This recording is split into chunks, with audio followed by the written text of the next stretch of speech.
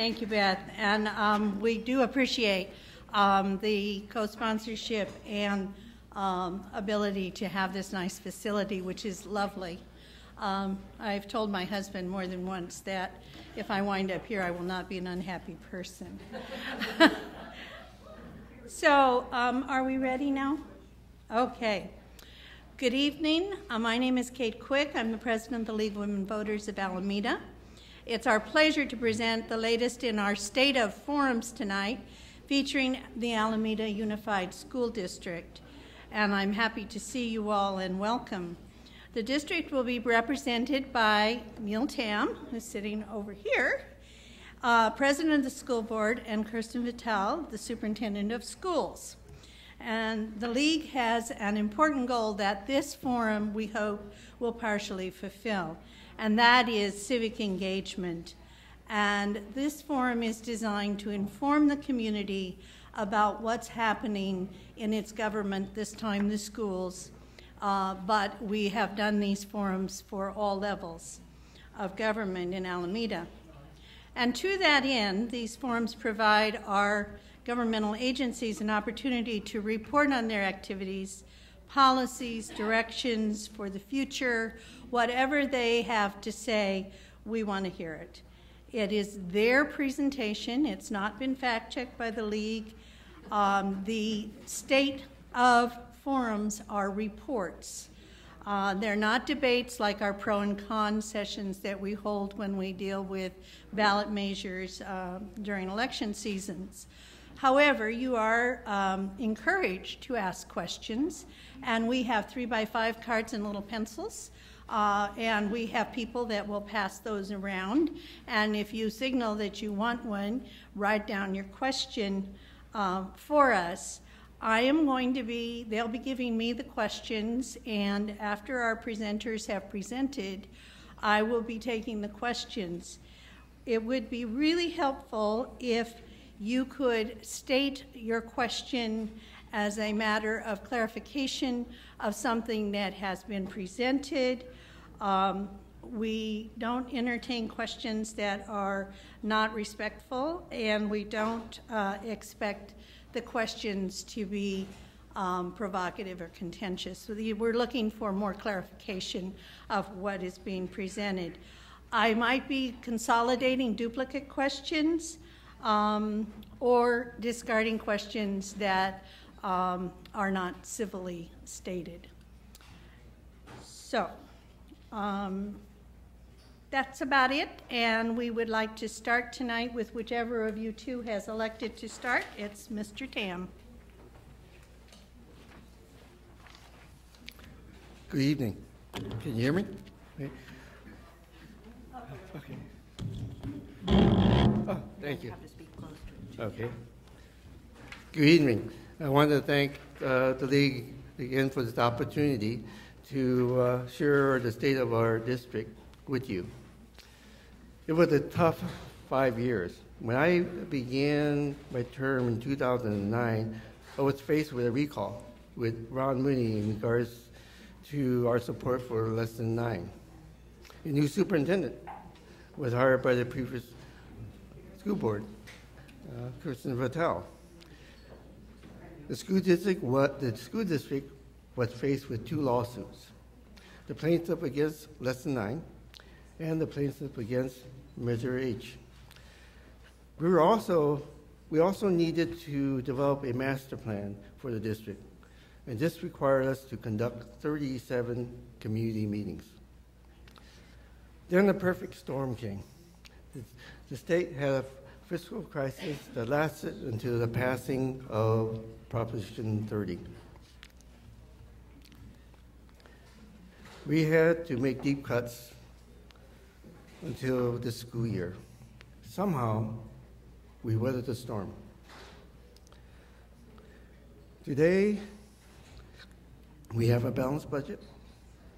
We didn't have to do any massive layoffs, and we didn't have to cut programs. Unlike other school districts, we did not close any schools.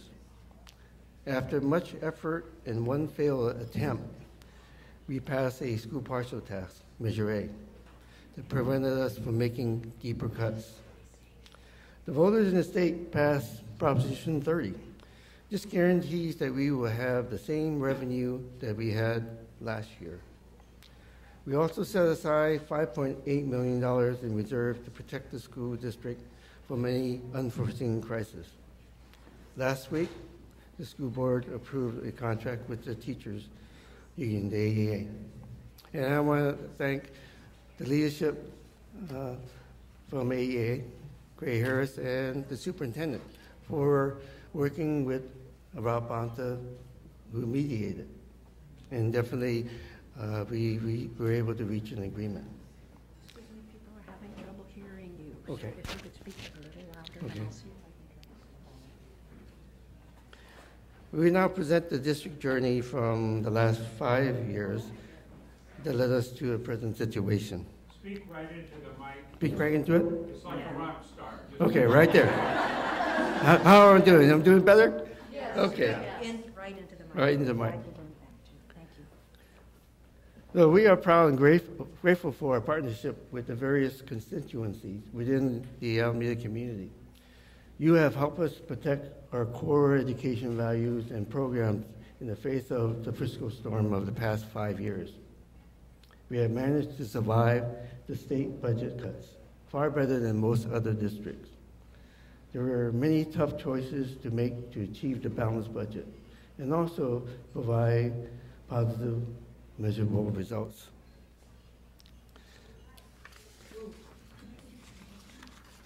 Okay, our superintendent will now share with you the process that we took. Good evening. I want to recognize Mike McMahon, one of our board members in the audience. So, Mike, welcome. I'm a little shorter than, oh, Barbara Kahn. Sorry, Member Kahn. I did not see you right away. So Barbara Kahn is also here. Thank you. And Margie Sherritt. Look at that. I haven't missed any other board. Is this a Brown Act violation? So now that there are more than 3 of them there, yes, now it will be slightly different in terms of their comments, but because we have not noticed, or we did not notice this meeting. So I don't think I missed any other board members. As long as they don't talk to each other, you're fine. Exactly, or make any decisions, or talk about the decisions they're going to make. I think we're good. Okay, so as President Tam said, we went through an extensive community engagement process in 2009 when I first came to really get community input about the future of Alameda Unified School District and our goals and our vision. The board came together to set a new vision for the district, which you see here. I'm proud to say that at that time, the board voted unanimously 5-0 on a vision, mission, and guiding principles for the school district. We really recognized and supported the incredible teaching staff, dedicated teachers, administrators, community, really thinking about how we work together in these 8 strategies. So we identified 8 strategies or needs in the community, which we lovingly call the master plan. There were 8 core strategies, and what we found at the same time that we created this plan was that the California budget just was in a free fall. There's not another word for it, and we knew that of the 8 strategies, our focus and efforts had to be on passing a parcel tax. Before we could do anything else, that really had to be the strategy and the work. And so as you all know, we went about trying to pass Measure E, and then Measure E failed, and then we went on to Measure A. And in between, had some really difficult, horrible choices financially to make in the school district with furlough days for our employee groups, terrible cuts to programs, just really a tough time in between those 2 parcel taxes in order to then come to the other side of passing Measure A. So I'm going to turn it back over to Mr. Tam to talk about the core strategies. Before you is a chart that on the left side are the 8 core strategies that we adopted in the master plan. And on the right is Measure A funding. For number 1, we wanted to maintain a policy of neighborhood elementary schools. When we had our community meetings, one of the core values is to keep the neighborhood schools. So 7% of Measure A funding went to the neighborhood elementary school. And the second core strategy is to create a system of attractive school options. One, secondary school choice initiative and AP courses, and 7% of the money went to the secondary school choices. 3% went to the charter schools. Can you speak into the mic? Oh, 3% went, okay. Okay, 3% went to the charter schools. Is that better? Yes. All right, thank you. Okay, our third strategy is strengthen the effective enrichment program, which was 9%. Also, protect high school athletic program, and that's 4% of Measure A money that have gone into it. The fourth strategy is optimize enrollment. In other words, to process new students to be enrolled promptly and efficiently, and none of the money from Measure A went into that.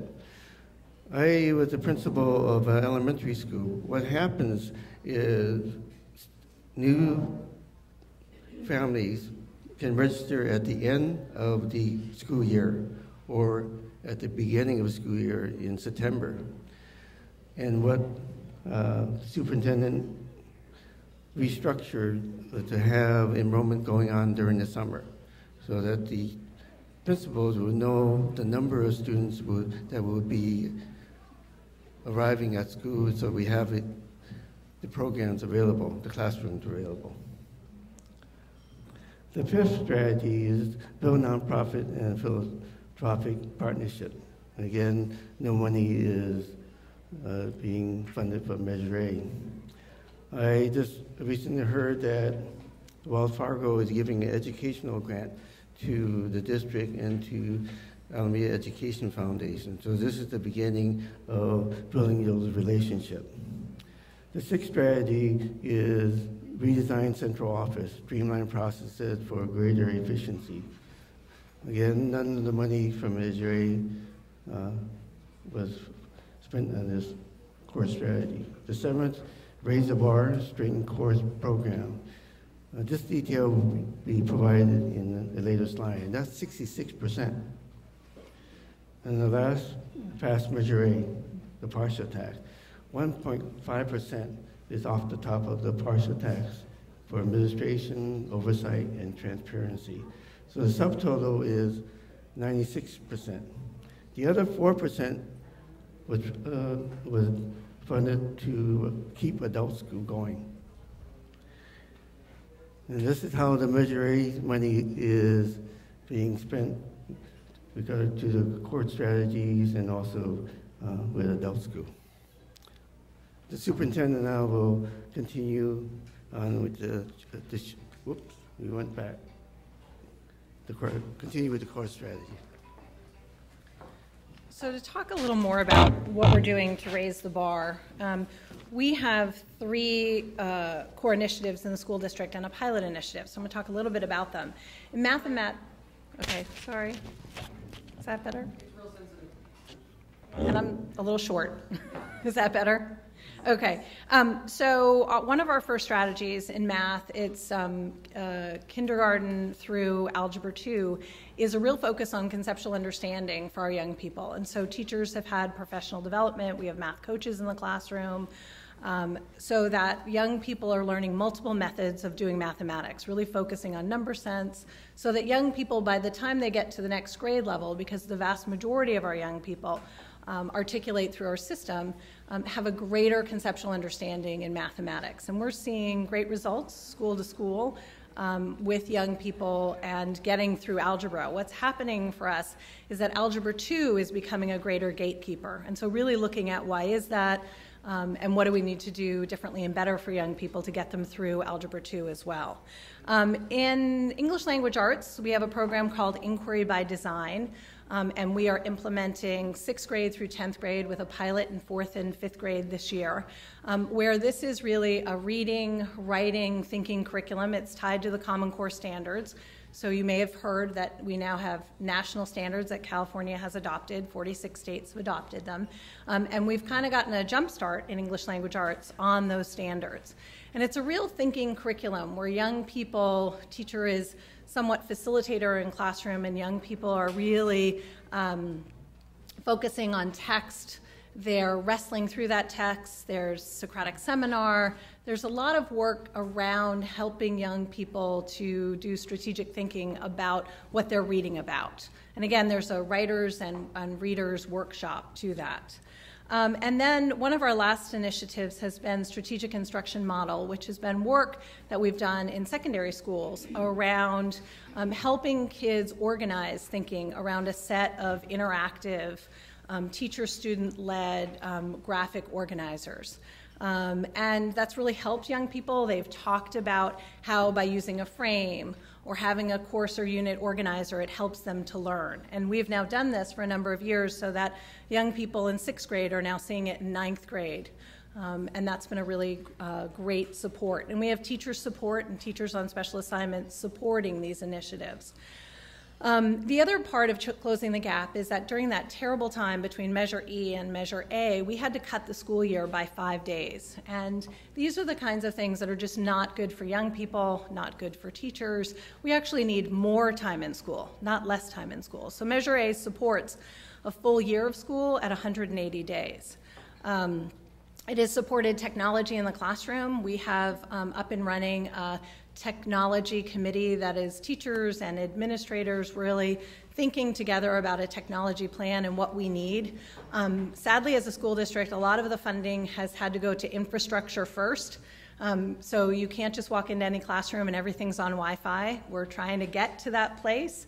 And this year, I think most of our schools will be on Wi-Fi by the end of the year, just as one example. But we've had to put in a lot of infrastructure just to do computer labs and that kind of work.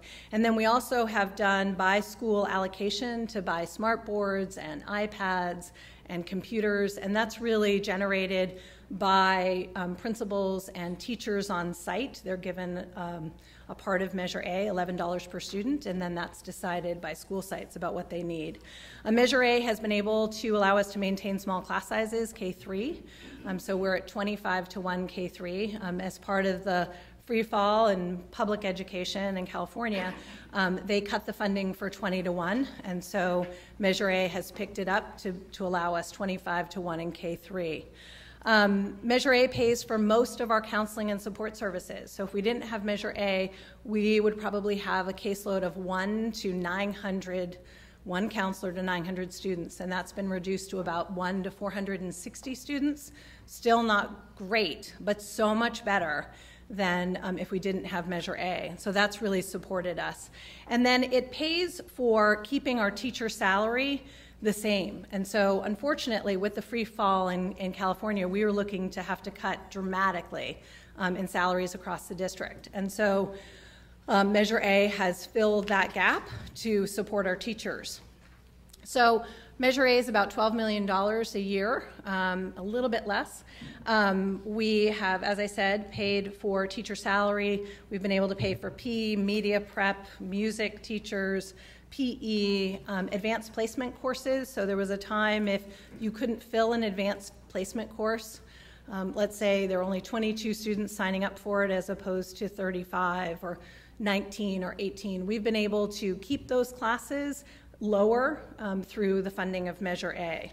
And we've seen greater student enrollment in AP classes over the past couple of years. And even with really opening those gates to more and more students, we have not seen a drop in pass rates across the board. So that's been really exciting. The other part of Measure A that I think is also something that is a celebration is that we have an oversight committee. We'll be going on our second oversight committee.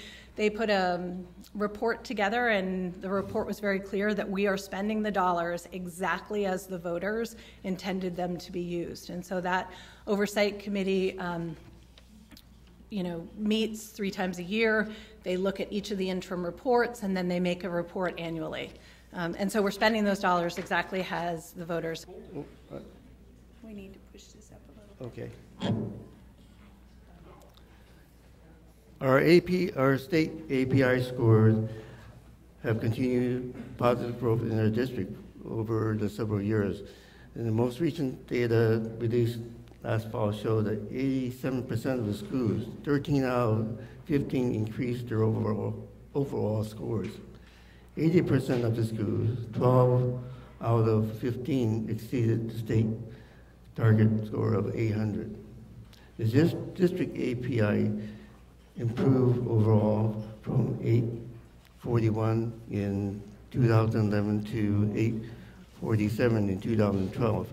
This is up from 223 in 2008 and 2009. You know what we're thinking, maybe if we took this out and had you hold it. Okay. Yeah.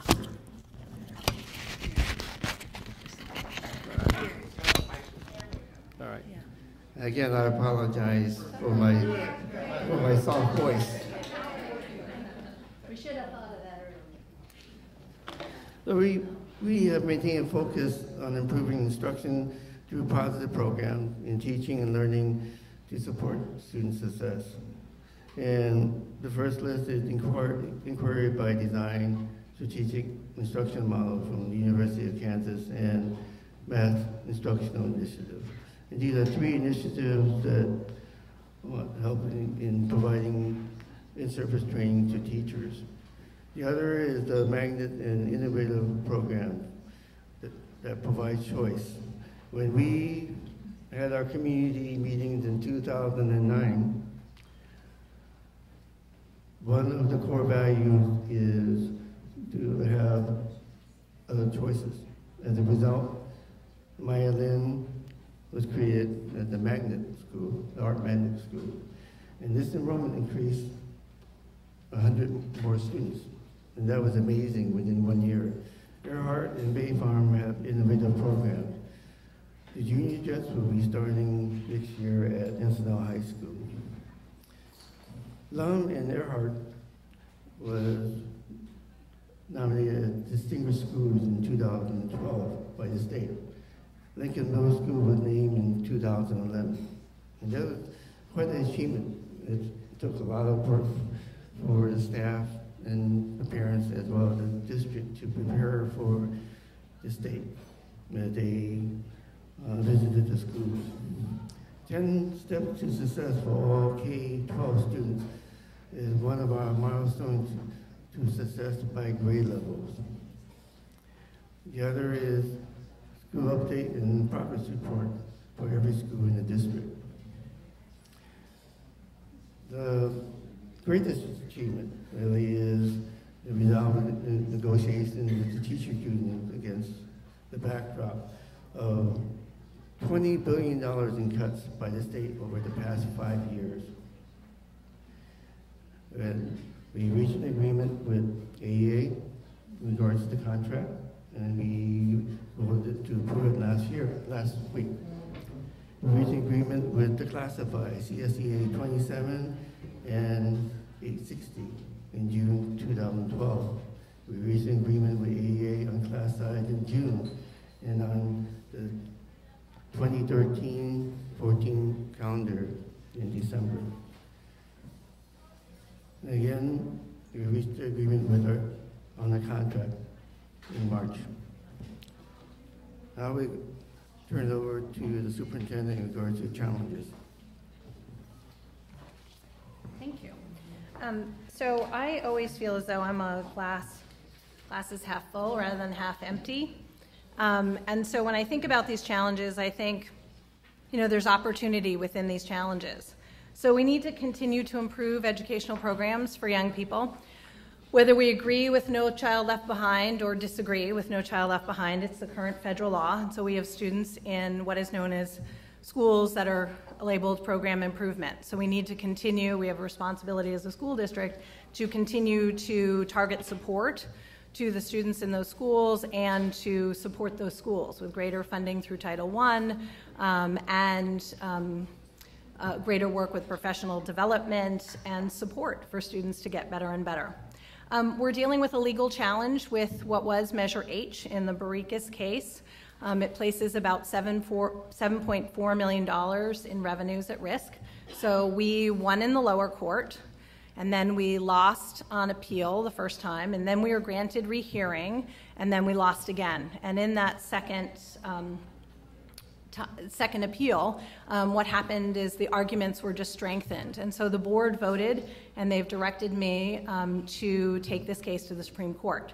So we'll be going to, hopefully, the Supreme Court will take us, and we will be able to win there on our argument around uniformity. So if we're not taken by the Supreme Court, then we will be put back to lower court, and the lower court will then decide what will happen next. Will this mean refunds? What will it mean? And we don't have a clear sense of that. I think when I sort of think about worst case scenario, it would be having to pay back $7.4 million in commercial dollars. And hopefully that would be that people would have to apply for those dollars. We'd let them know that they can have a refund, and then they'd have to apply for the refund, and then we'd pay them back those dollars. It would be my hope that we wouldn't have to do that. But again, let's hope that our case is taken at the Supreme Court. And it's not just about Measure H. When you think about the structure of this tax, as many school districts across the state of California will have to look differently about how they do parcel taxes if this decision stands. So people will have to look at more of a flat tax rather than a split roll, a structure in which commercial pays one and residential pays another. And depending on how you feel about that, there are people who feel that it's more progressive for businesses to pay more or the greater share. So we'll see what happens. We'll see what happens, and we're hoping to hear within the next 30 to 60 days whether the Supreme Court takes our case. And if they do, it could be a year or 2 years before we hear. So in the interim, I've recommended, and the board has adopted, putting a reserve aside. Right now it's $5.8 million, not the full amount, but a portion of it, while we find out where we're headed with that. We continue to have uncertainty about state funding, as you know. One of the things that the state is recommending is local control funding formula.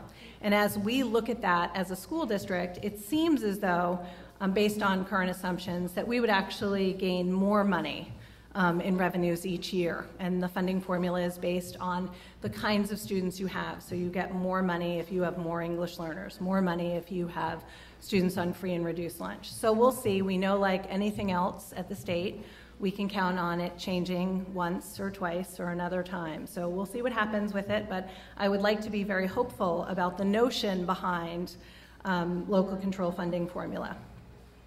And then the last thing is that we have had some considerable facilities issues. And so we're in the process of a phase 2 facilities community engagement. The board directed me to start with historic Alameda High School. So over the next month, there are a series of meetings, and at the end of this PowerPoint, we have those meetings. We're thankful to have Jeff Cambra helping us and facilitating those meetings to really get input from the community about, what do you want us to do with historic Alameda High School? What is the future of that building? And what does that then mean for what we're going to do about district office? And then after that, really looking at what about the rest of the buildings in our school district, because we know it's not just historic Alameda High School, but we have work to do on each of our buildings. And so what is the future of facilities? What does that look like, with a longer conversation about how we're going to fix the rest of the buildings?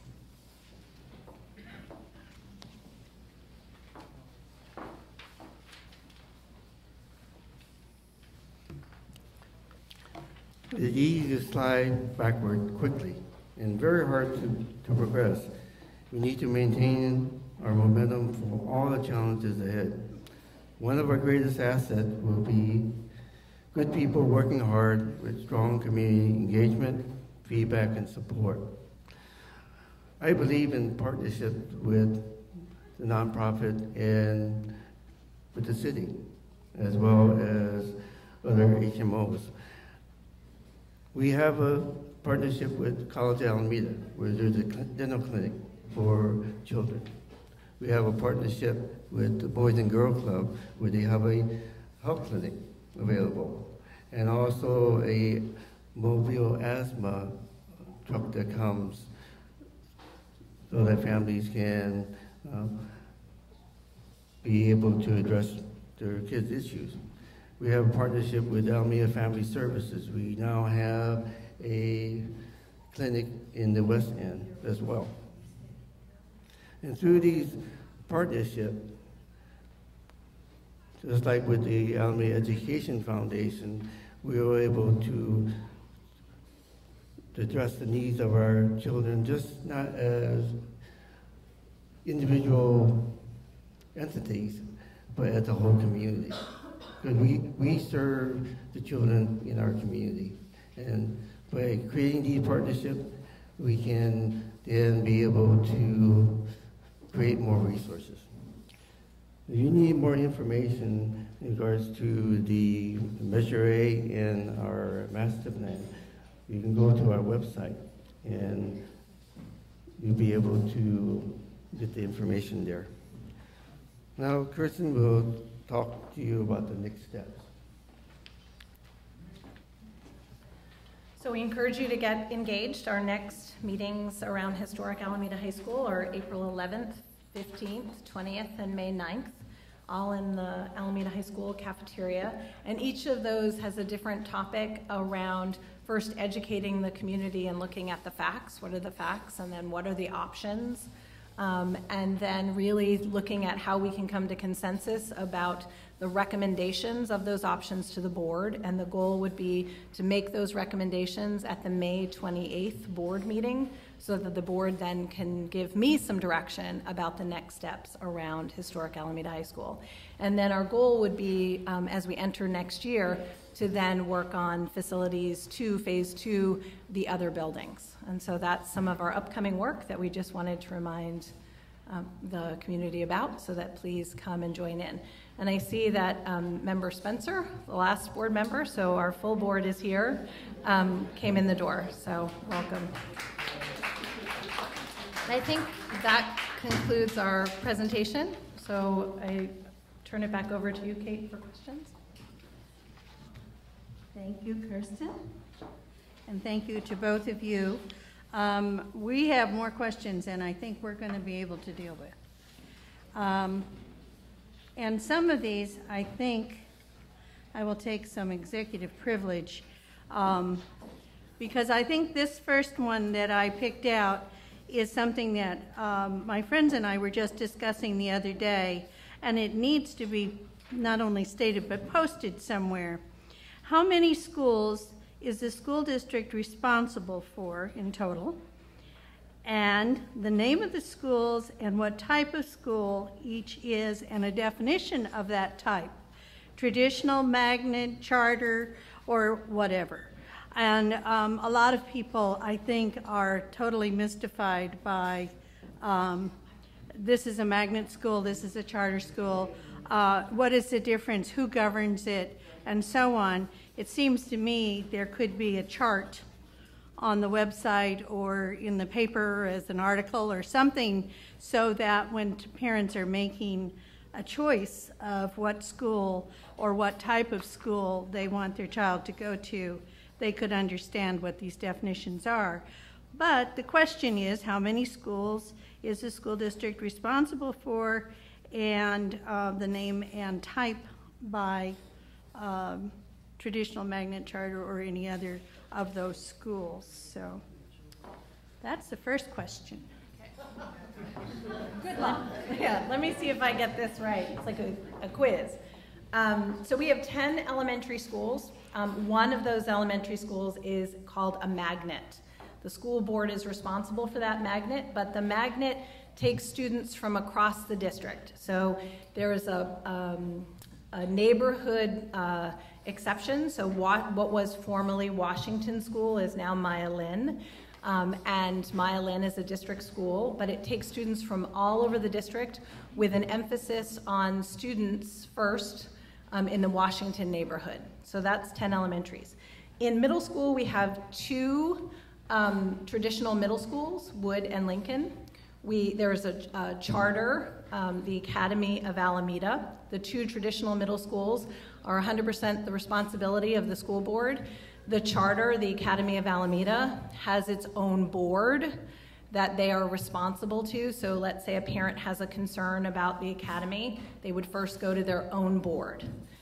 Our Board of Education has oversight responsibility for the academy. So they have signed a charter or a contract with our board saying they're going to do the following. So we have a responsibility to monitor them each year, to work with them, to learn from them, and for them to learn from us. And then every 5 years, they're up for renewal. So we look at their contract and say, have they done what they said they were going to do? In extreme situations, we do intervene in a charter school when there's a huge concern, a safety concern. Because again, we're responsible for monitoring, but they have their own board. We also have a 612 ACLC, that's a charter, similar to the academy. They have their own board and they're independent. We have NIA, which is a K-12 school, that is a charter, and again, they have their own board. So we're responsible for monitoring these charters, but they ultimately are responsible to their own community and their own board. In high school, we have a continuation high school called Island that reports to our board. We have ASTI, which is Alameda Science and Technology Institute, which is called an early college high school. It's a 9-12. It sits on the community college campus, and it reports to our board. So it's a district school. It is also a magnet. So it takes children, young people from all over the district.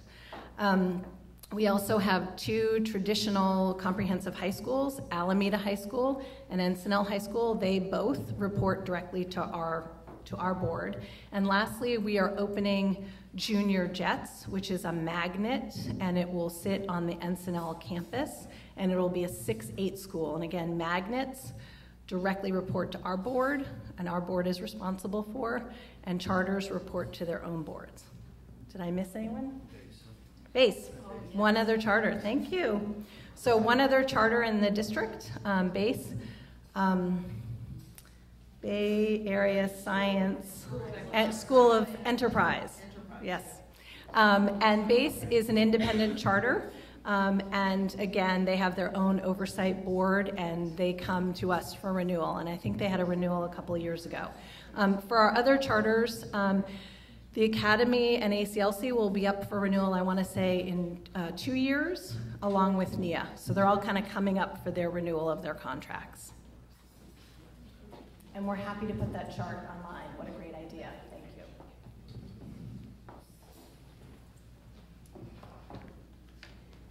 We have about 112, no, not that many. We have a whole bunch of Wood School questions, which I will kind of just roll up into the question put like this. Is there a compelling reason why ACLC goes to Wood? And if there is, what is it? And what impact do you think that it's going to Wood will have on the students that are there now? I hope that summarized 15 different questions. So I'm going to do the best I can with this. So we had I think 2 board meetings and then a community special meeting at Encinal on this issue. And the real issue is under the law. There is a law called Proposition 39, different, I think, than the Prop 39 you all may be thinking of most recently. And the expectation is that school districts provide facility space for charter students that are their district students. So remember, the students at the Academy or ACLC or NIA, the vast majority of them are Alameda students. They live in our district. They choose to go to a charter rather than a district school, but they're Alameda students. And so under the law, we as a district have to provide them facility space. And so when Junior Jets was created at Encinal, Junior Jets 6 through 8, is starting up at Encinel's campus. We needed to find a new home for ACLC. And so under Prop 39, you have to look at your district, wherever you might have facility space, and then offer that space to the charter. And so that's the only space currently we have, and I know that there are lots of disagreements about this, and so the board had a special meeting at Encinel in which they heard public speakers and then gave me clear direction that this is the path we're going to continue on, that ACLC will be offered space on the Wood campus. And so that's the path we're continuing. I think there is some work to be done, and I know actually Mr. Shemwell has been working on this, it seems daily, but he was out there even today to think about how do we have clear separation between the schools and yet have also collaboration and cooperation. So really looking at the facilities in a way that we're able to do programming at both school sites. Looking at working with ACLC around space issues that they need and what that might look like. So I know that there's disagreement in the community, but the majority of the board directed me to continue down this path of ACLC. And the reality is we don't have other space in the schools district. We're really squeezed for space. A couple of years ago when we had to move what was WCDC and Island from the Miller sites, thank you, and give those spaces back to the Navy, we did a squeeze, and we all squeezed into what is Longfellow and Woodstock. And then when we had to close the adult school at historic Alameda High School, it was another squeeze to put folks on the Woodstock campus. So I know this is controversial. I know people are not happy. I often say to the board, sometimes, you know, you have the toughest volunteer job because as your superintendent, I do the best I can, but often I have to give you a bad choice, a terrible choice, and a horrible choice. And then you have to pick. And that is sometimes the reality of facilities issues, of budget cut issues. This is what happens, and it's terrible, but I think we're doing the best we can under the circumstances. So I do think there has to be work and conversation, and I know that ACLC leadership and Wood principal have had some conversations, and we're going to need to do conversations and planning about how to make this work, because this is where we're headed.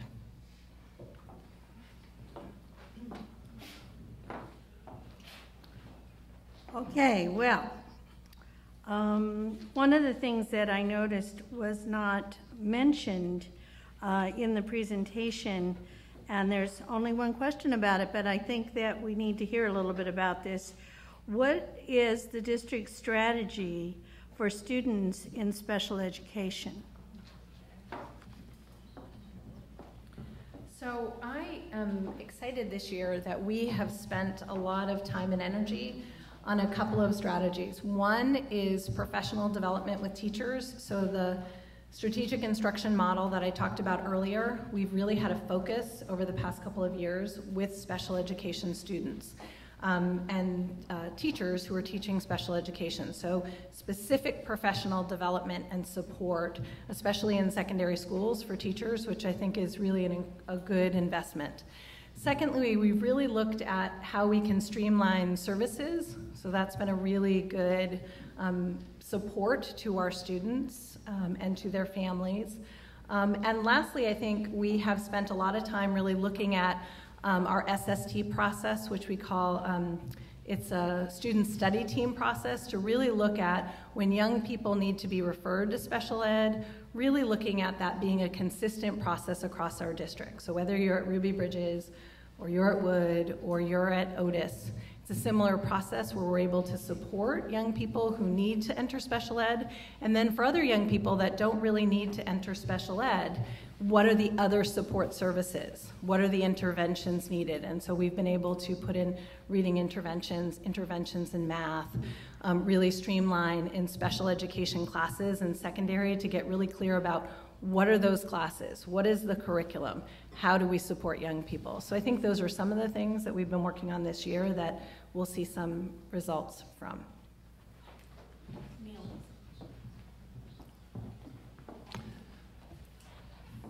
I have been special education teacher for over about 25 years and the principal for over 10 years.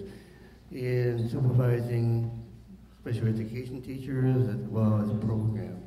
And about last year, the district did a special education study and to evaluate how services are being provided to the students and the different types of categories. I visited the teacher, a parent group meeting, and they're discussing in regards to what they feel their needs are. Definitely the district is continuing to look at the resources and how to do things differently. One of the things I was encouraged about visiting Lum School, they have a resource center where the special day class students as well as resource students will come to the center, as well as those students that are behind grade level. So this is a whole different model, and apparently there has been other school districts that have come to Lum School to look at this model. Thank you. Thank you.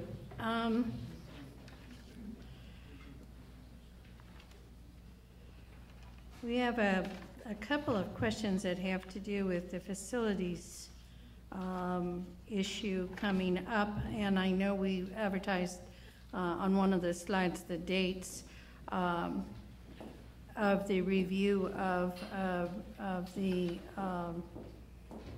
Alameda High property. This is probably a pretty quickly to be answered question. Who is providing design and budget construction cost expertise at the stakeholder meetings on the high school and any other facility meetings that you're having now?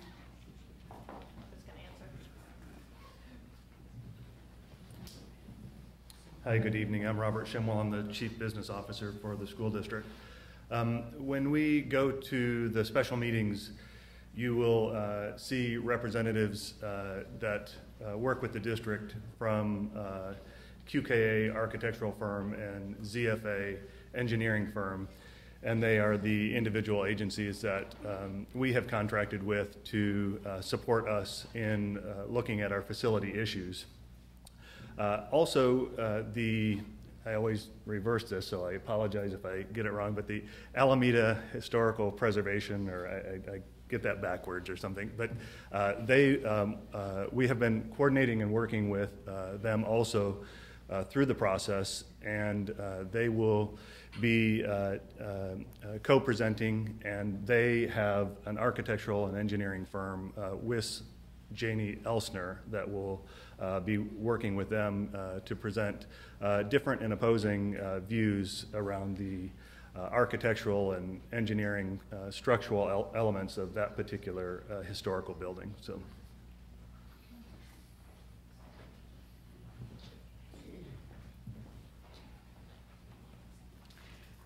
Thank you. Here's an interesting question. What are we doing with the Old Island High property?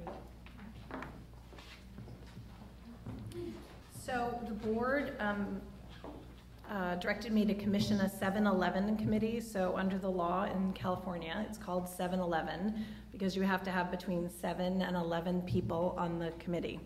And so we did that last year, and the committee came back with a recommendation to surplus that property, that the school district didn't need that property for current educational students. And so what happens next is the board then needs to decide whether they're going to surplus the property or not. So they vote to decide to surplus, and then it goes through a process by which there are very clear there's a clear listing of who has rights to the property first and second and third and fourth. And so the city is, I think, at the top of that list around whether they want that property or not. So sometime this spring, we're going to need to probably make a decision about what specifically to do with Old Island. I can say that we are working with the city to have conversations about resolving a number of land issues. And so whether that's part of that discussion or not is yet to be seen, but we do have some issues around looking at Alameda Point and land there, looking at the tidelands. There are a number of things to look at as part of what was the MASTIC deal. So that's work we're doing with the city, and still nothing yet to report, but as soon as we have information, we will have a public meeting to report the findings around that work with the city. Thanks.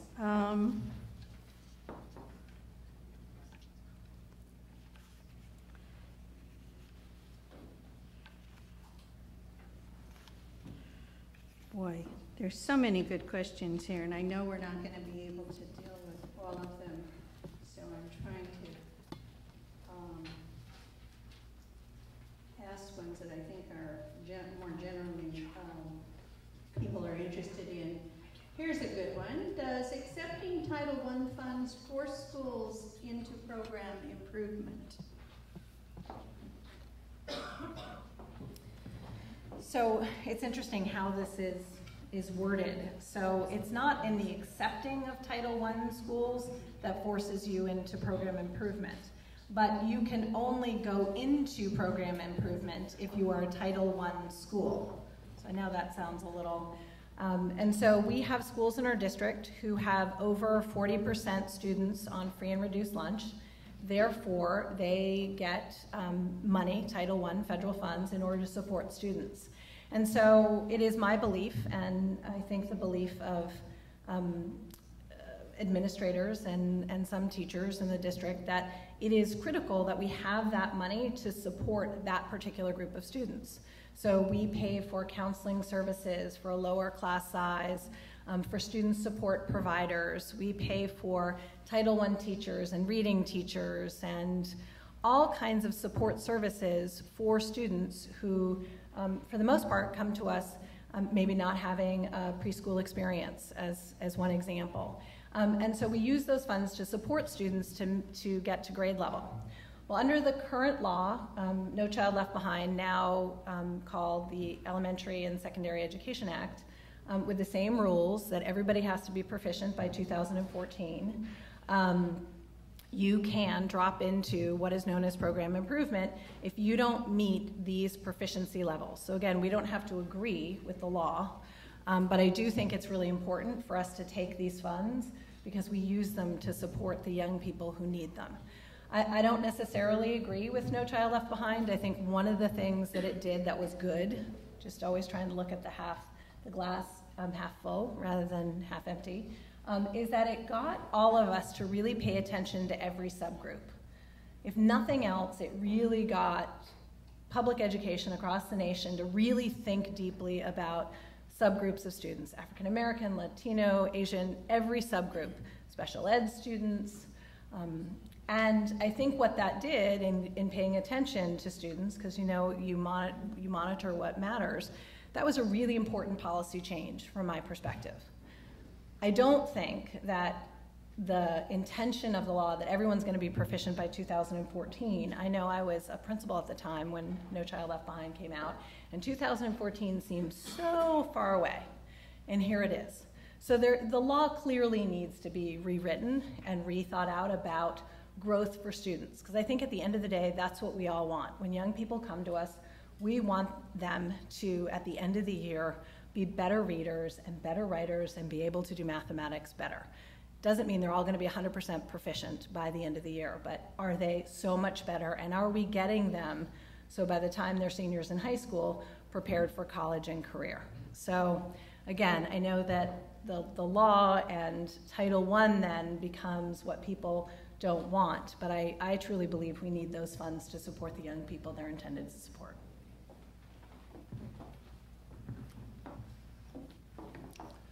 For 10 years, I was the principal of Title I schools. And the challenge that the staff have in the Title I school, for example, Ruby Bridges, is not having enough resources to address the needs of our lowest performing students in regards to counseling, in regards to after-school program support. in regards to speech services. And the challenge that I had when the homeless families came to Miller was that they were 2 or 3 years behind academically. Yet they also needed the emotional support and stability. And school sometimes is the safest place. So Title I funding does make a difference for the students that we serve.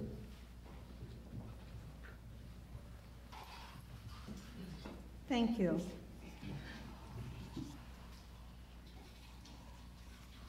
So here's another question that is, I think, something that a lot of people have addressed for both of you. Do you feel that charter schools hurt or help overall the community of Alameda? And that includes the whole gamut that you talked about earlier.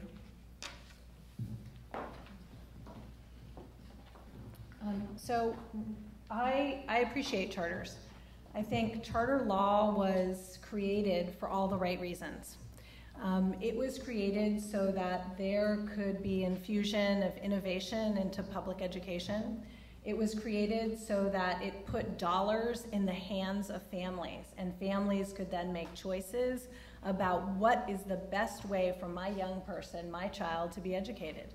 And it was the first time that that happened, that families had a choice. Rather than just going to their local public school, they could choose a public school, but in their community or in another community that may be a better choice for their young person.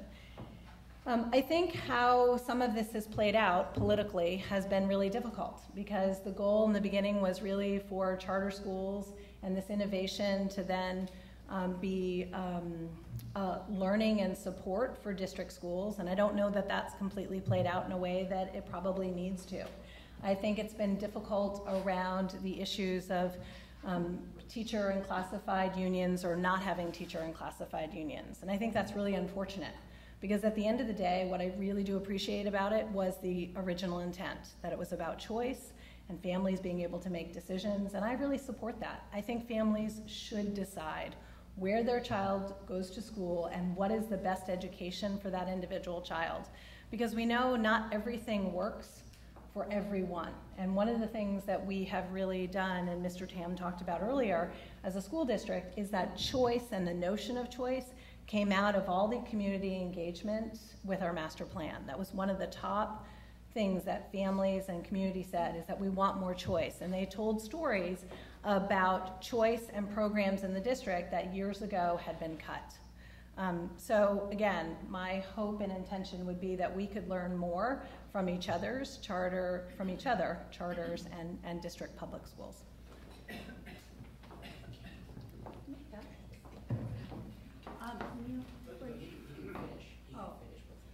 When you finish, we're going to have a little break while he changes the tape. Okay. It is about choice, and having listened to the community in regards to what families feel they need, that we learned from the charters. And as a result of that, Maya Lin was created. And we now have 100 more students than we had before at Maya Lin, which was the Washington School. And I was there as a principal for 2 years before, and the challenge is having the enrollment. And differently, we learned from the charter in regards to providing, to listening to parents, to listening to community as to what they believe is best for their children, and to provide those opportunities where they can make a choice. The innovative program that the board approved at Bay Farm and at Earhart, that will make a difference in regard to retaining the students at those schools.